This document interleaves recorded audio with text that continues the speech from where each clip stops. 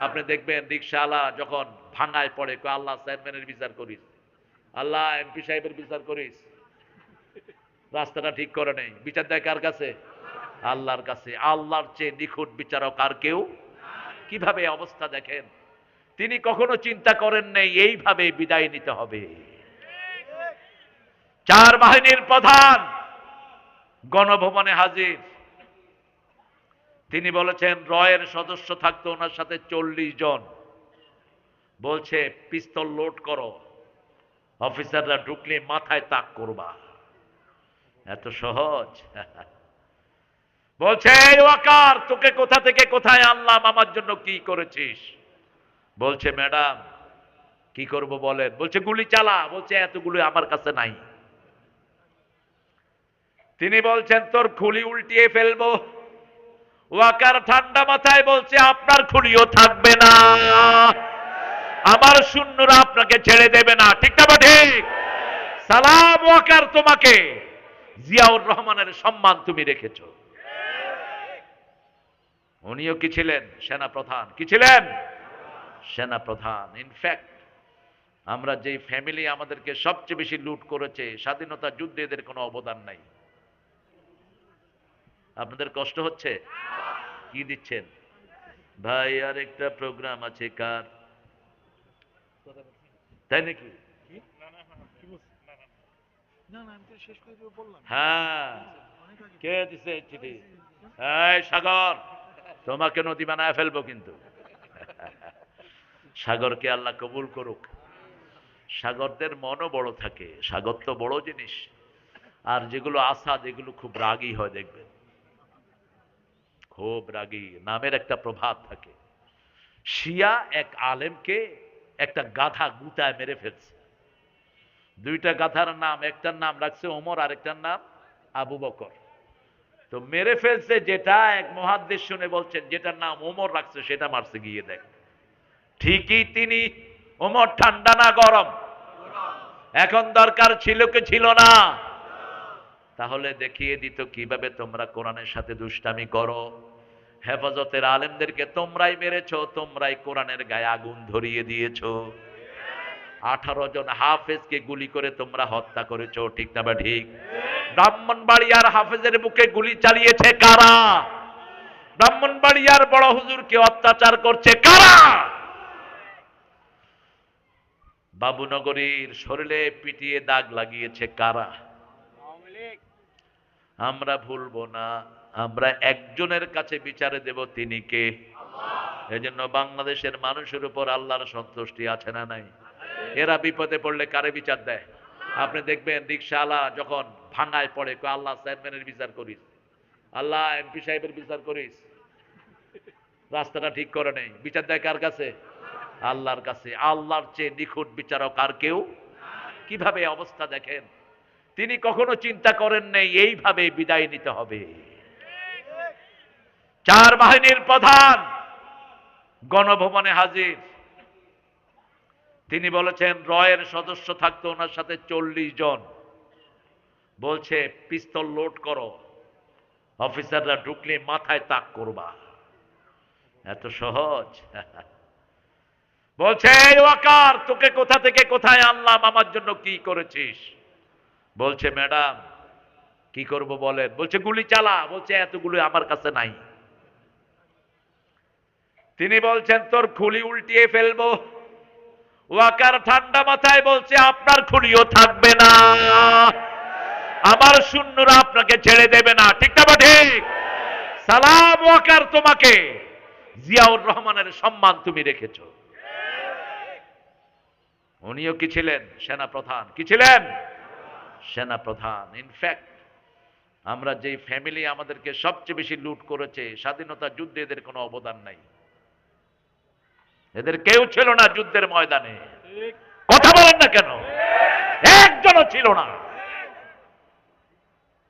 ওনার পিতা ছিলেন পাকিস্তানের জেলখানায়, আর সেই সময় তার পরিবার চালিয়েছে সালাউদ্দিন কাদের চৌধুরীরা।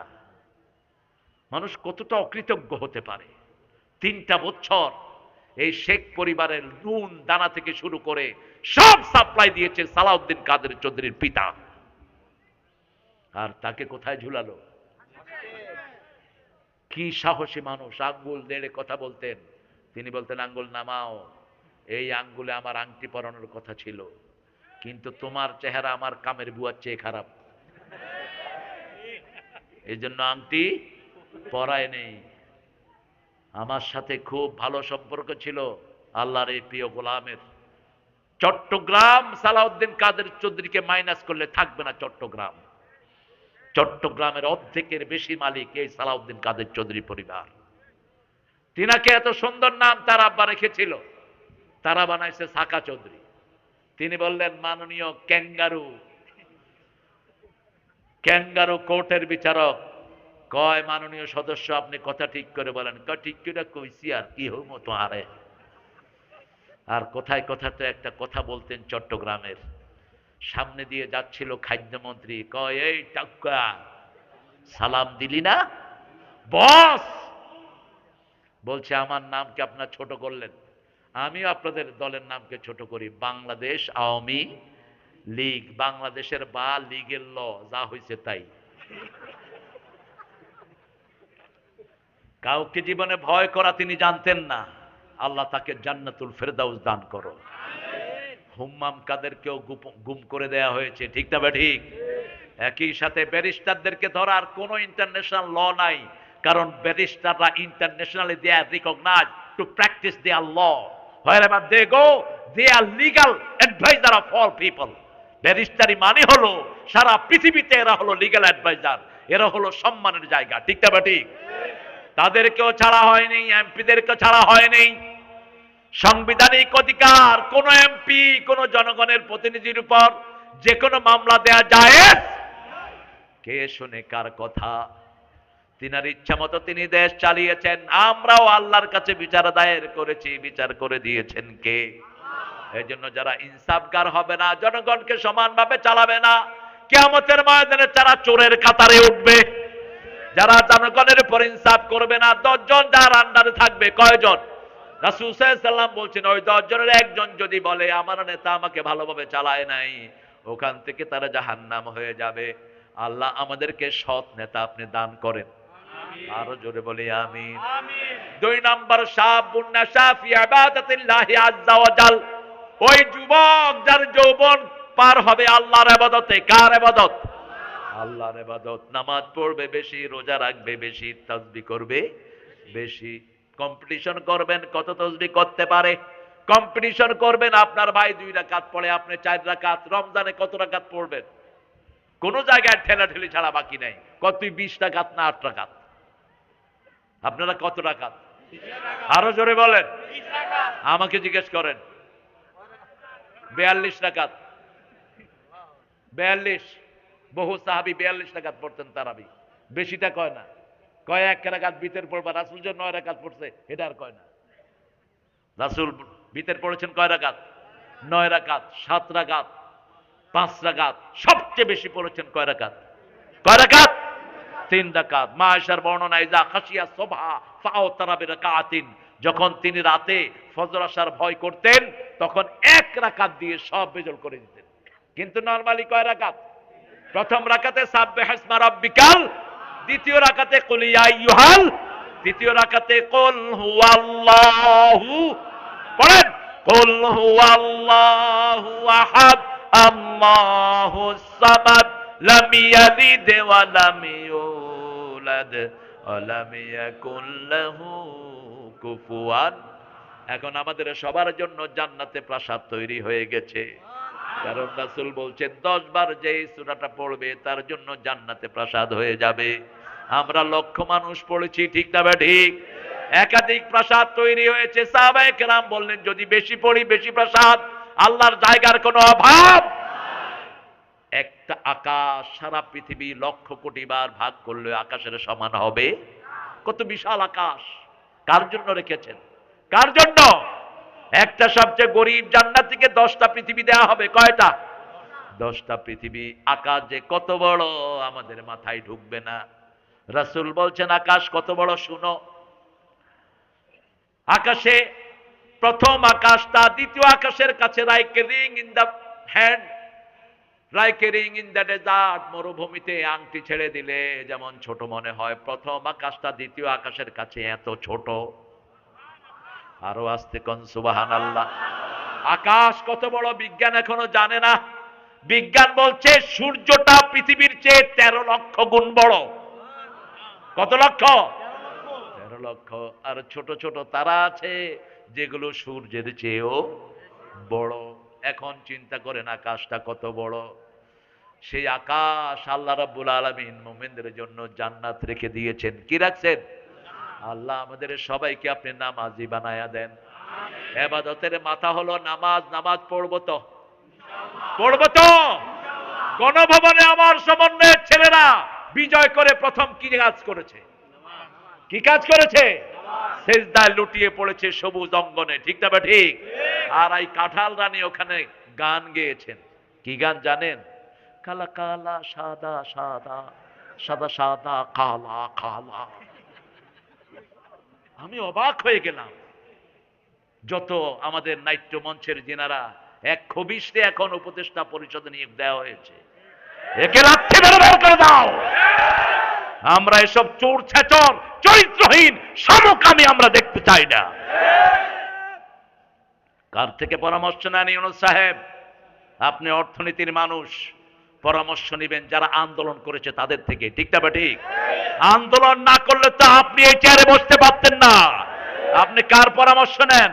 কোত্থেকে এসব চোর ছেচর নিয়ে আসেন? যাদের বিরুদ্ধে মানুষ কথা বলে, যাদের কোনো ভালো কাজ নাই, তার বিবির কি নোংরামি পুরা ইন্টারনেট ভরে আছে। ঠিক না বা ঠিক? রাসূল বলছেন যে নিজে বিবির খবর রাখে না, বিবি কি করে কই যায়, ওর নাম হলো দায়ুস। দায়ুস জান্নাতের গন্ধ তার নাকে উঠবে না। যে জান্নাতের ঘ্রাণ 500 বছর দূর থেকে পাওয়া যাবে। ঠিক না বা ঠিক? সেই জান্নাত তার নাকে ঢুকবে না। এসব দায়ুস আমরা চাই না। আমরা ভালো মানুষ চাই। কি চাই? ভালো মানুষ। আমরা চাই যাদেরকে জনগণ ভালোবাসবে, যাদের দুর্নীতি চরিত্রহীনতার কোন রেকর্ড। এগুলো তো পতিতার চেয়ে খারাপ। একটা পতিতা গোপনে তার শরীর বিক্রি করে, আর এরা লক্ষ কোটি মানুষকে চরিত্রহীন বানায়। ইমামুন আদিল শাবুন নাশা ফি ইবাদাতিল্লাহি আযজা ওয়া জাল।